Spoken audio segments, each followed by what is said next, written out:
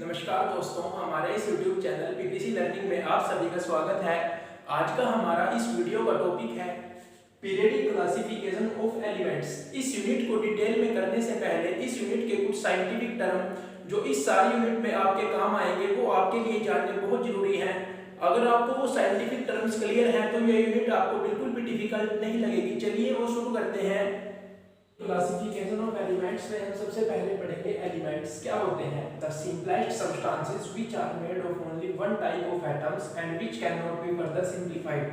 वे simplest substances elements कहलाते हैं जो केवल एक तरह के एटम से बने होते हैं और जो आगे फर्दर सिंपलीफाइड नहीं हो सकते। अब पढ़ेंगे हम कंपाउंड्स की definition.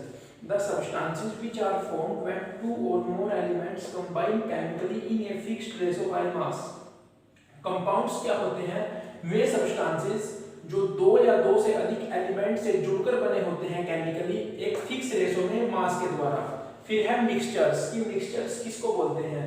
The substances which are formed when elements और compounds are mixed in any ratio. वे सब्सटेंसेस जब बनते हैं जब एलिमेंट या कंपाउंड मिक्स होते हैं किसी रेशो में बाय मास के द्वारा and its constitutes are not combined chemically. और इस तरह से हम मिक्सचर्स को भी सिंपली डिफाइन कर सकते हैं। और मॉलिक्यूल्स क्या होते हैं? Atoms. Atoms are the simplest particles of an element which take part in a chemical reaction. Atoms simplest particles होते हैं किसी एलिमेंट के जो केमिकल रिएक्शन में पार्टिसिपेट करते हैं एंड मे और मे नॉट एग्जिस्ट इंडिपेंडेंटली और नेचर। ये नेचर में इंडिपेंडेंटली एग्जिस्ट कर भी सकते हैं और नहीं भी। फिर है molecules. When two or more atoms combine chemically they form molecules। जब दो या दो से अधिक एटम्स कंबाइन करते हैं केमिकली तो वो मॉलिक्यूल बनाते हैं।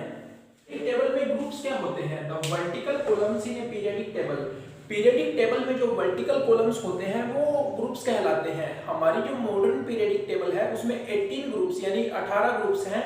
पीरियड्स क्या होते हैं? The horizontal columns in A periodic table. Periodic table में जो हॉरिजॉन्टल कॉलम्स होते हैं वो पीरियड्स कहलाते हैं। हमारी जो मॉडर्न पीरियडिक टेबल है उसमें एट प्रेजेंट 7 पीरियड्स हैं।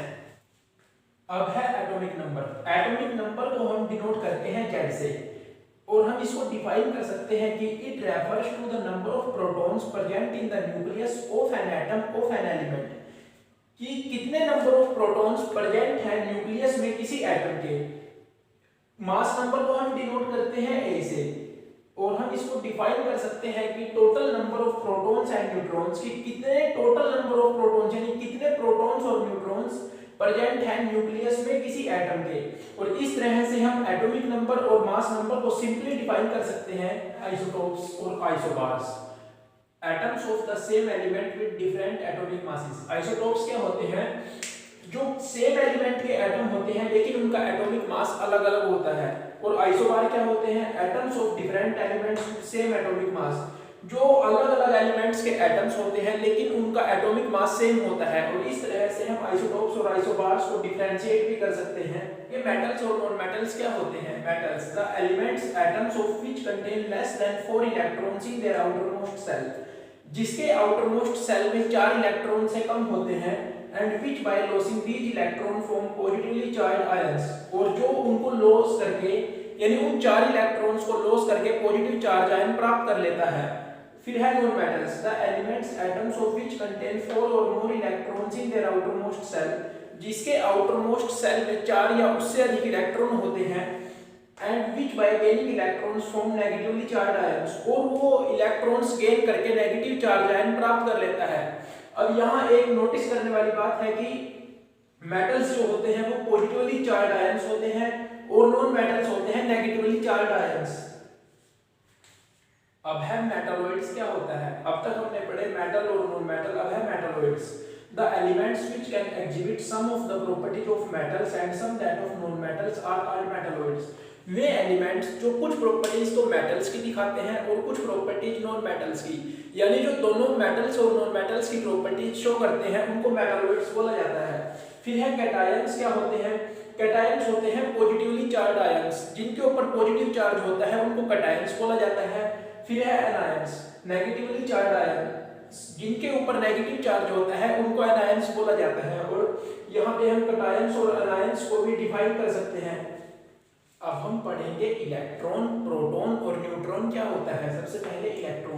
The sub atomic particle with unit negative charge and which revolves around the nucleus in energy shells. Electron एक सब एटॉमिक पार्टिकल होता है जिसका नेगेटिव चार्ज होता है और जो न्यूक्लियस के अराउंड एनर्जी सेल में घूमता रहता है।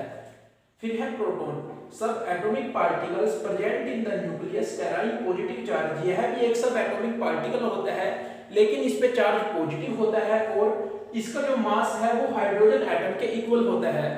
फिर है neutron, sub atomic particle present in the nucleus carrying no charge. अब न्यूट्रॉन पे कोई भी चार्ज नहीं होता। अब आप इन तीनों को यहाँ से डिफरेंशिएट भी कर सकते हैं कि इलेक्ट्रॉन पे नेगेटिव चार्ज होता है, प्रोटॉन पे पॉजिटिव चार्ज और न्यूट्रॉन पे कोई भी चार्ज नहीं होता। इलेक्ट्रॉन सेल्स क्या होते हैं? The imaginary path around the nucleus in which electron revolve. Imaginary path होता है न्यूक्लियस के अराउंड जिसमें इलेक्ट्रॉन रिवॉल्व करता है यानी घूमता है, उसको इलेक्ट्रॉन सेल्स बोलते हैं। फिर है valence shell, the outermost shell which is generally incompletely filled. Valence shell क्या होता है? यह आउटरमोस्ट सेल होता है और यह आमतौर पर पूरी तरह से फिल नहीं होता। वैलेंस इलेक्ट्रॉन्स क्या होते हैं? The electrons present in the valence shell, वे इलेक्ट्रॉन्स जो वैलेंस सेल में प्रेजेंट होते हैं which take part in bond formation and decide the valency of element. जो बॉन्ड बनाने में पार्टिसिपेट करते हैं यानी बॉन्ड बनाते हैं जो, और जो डिसाइड करते हैं एलिमेंट की वैलेंसी या एटम की वैलेंसी।